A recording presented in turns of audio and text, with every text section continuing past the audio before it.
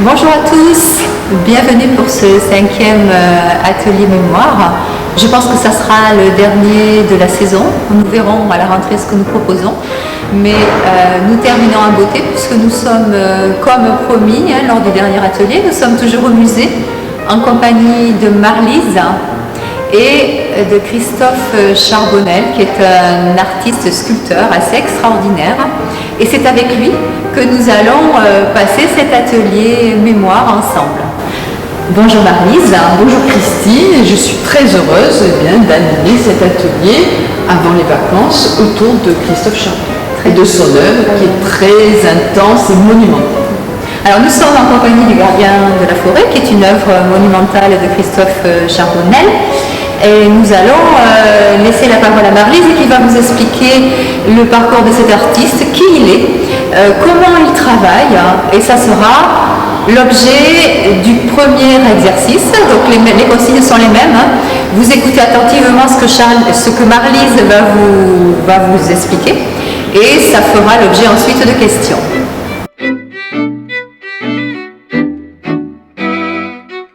Donc Christophe Charbonnel est un artiste contemporain, né en 1966 à Nantes, d'une famille de plusieurs frères et sœurs. Il n'a pas une formation, je dirais, classique, puisqu'il n'a pas fait forcément l'école de beaux-arts, etc. Il a débuté une carrière de dessinateur dans les ateliers Walt Disney. Et alors dis-nous Marlise, après cette expérience chez Walt Disney, quel est son cheminement? Quelles sont ses sources d'inspiration? Effectivement, il a cessé son activité au sein des ateliers Walt Disney parce qu'il avait certainement, lui, ce désir d'aller au-delà du dessin.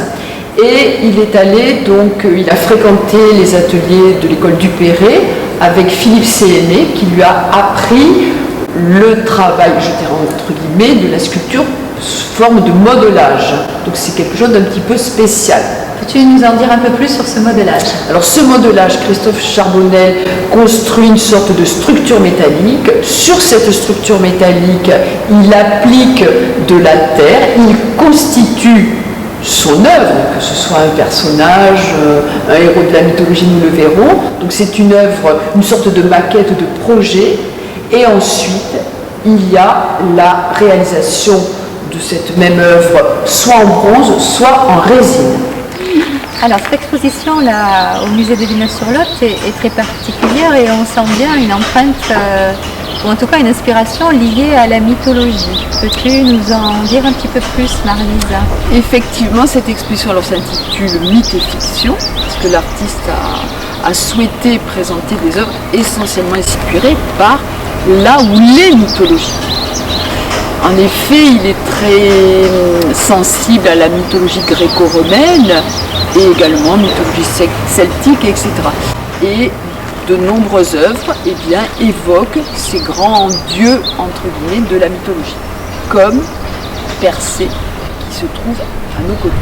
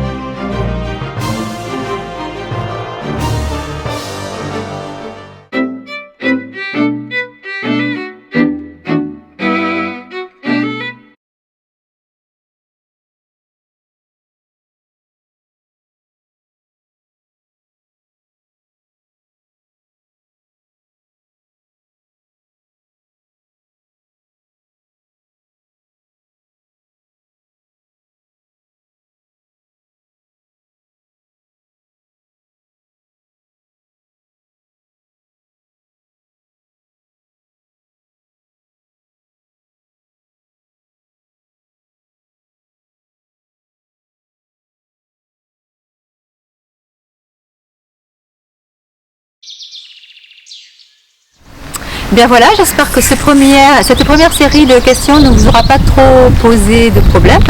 Nous passons maintenant au deuxième exercice.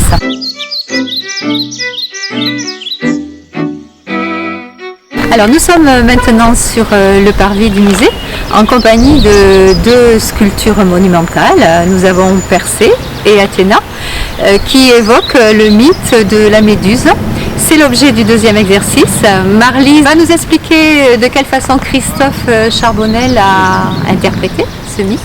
Voilà, donc écoutez bien et concentrez-vous. À tout de suite. Christophe Charbonnel, donc, comme l'a expliqué Christine, a réinterprété ce mythe de la Méduse qui fait intervenir deux personnages, deux héros. Donc Athéna, qui est ici représentée dans une forme très hiératique, etc. Athéna, qui était la déesse d'Athènes d'une certaine façon, mais aussi déesse de la guerre, de la beauté. Elle avait de très nombreux attributs, hein. C'était un personnage extraordinaire. Et donc elle est présentée de façon hiératique, les mains en offrande, avec son casque aussi qui est très caractéristique.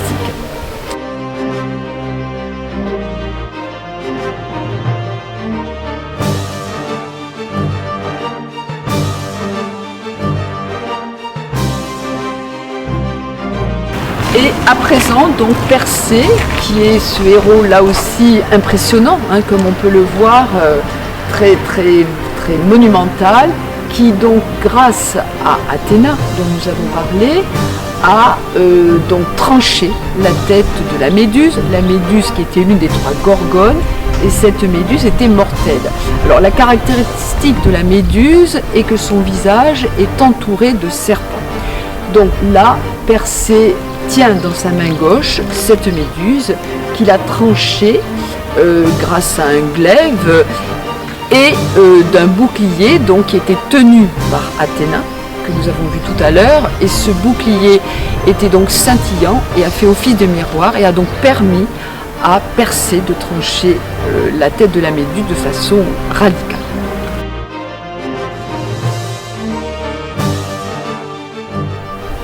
Alors les mythes sont toujours imprégnés d'actes sanguinolents, là c'est encore le cas. Ce que vous pouvez faire, c'est revoir la vidéo, revoir en tout cas les explications de Marlise, puisque ce que je viens de vous dire va être sujet à question, c'est l'objet du deuxième exercice. À vous.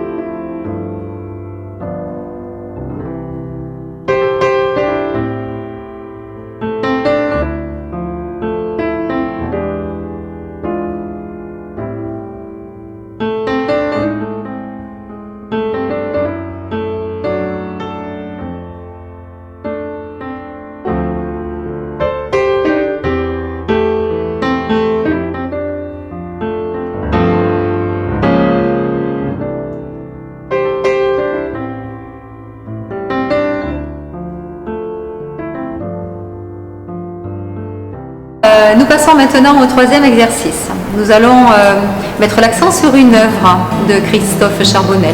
Alors Christophe Charbonnel n'a pas été inspiré que par la mythologie. Les héros contemporains sont aussi pour lui une source d'inspiration.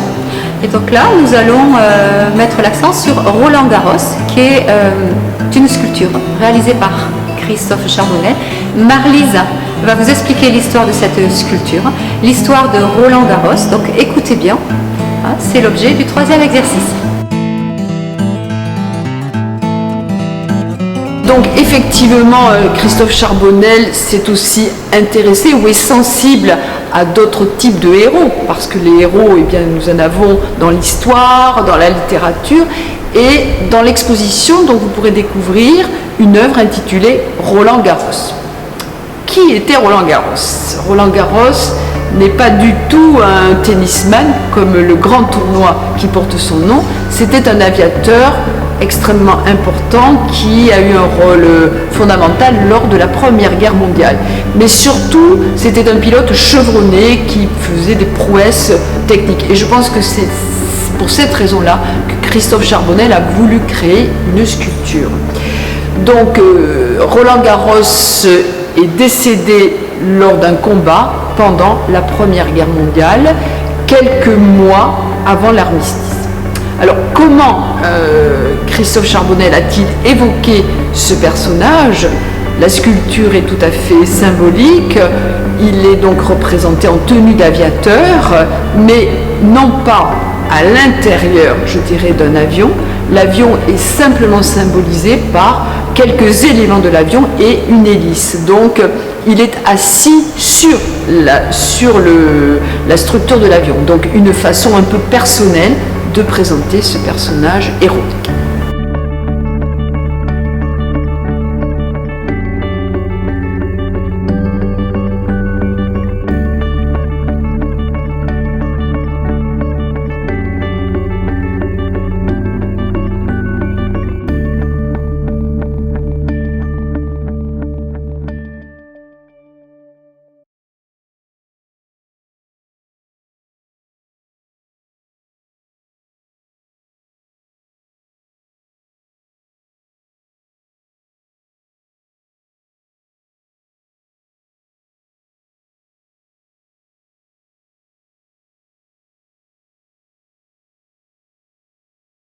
Voilà, nous arrivons quasiment à la fin de cet atelier. Nous allons terminer avec un exercice sur des visuels.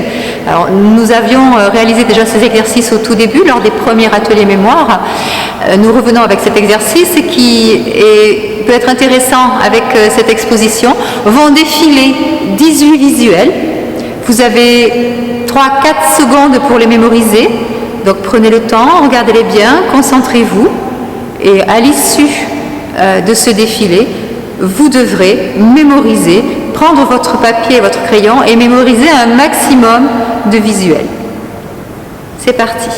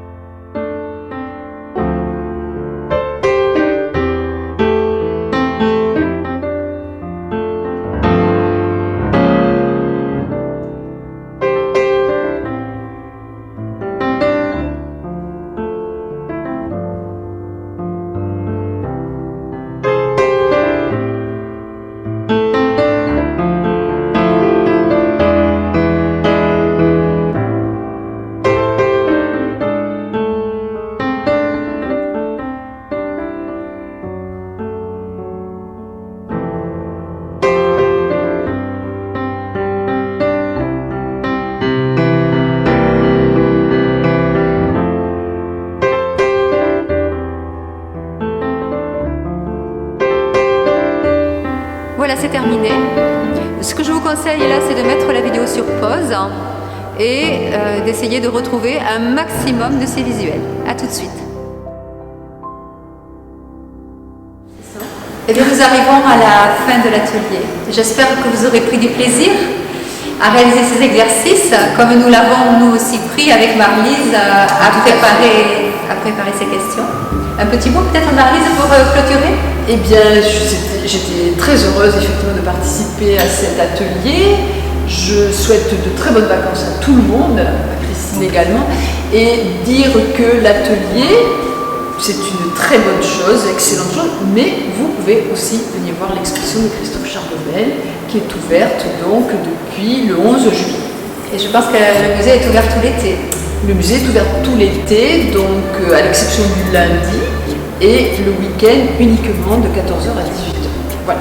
Très bien, très bien. Mais je vous dis à très bientôt.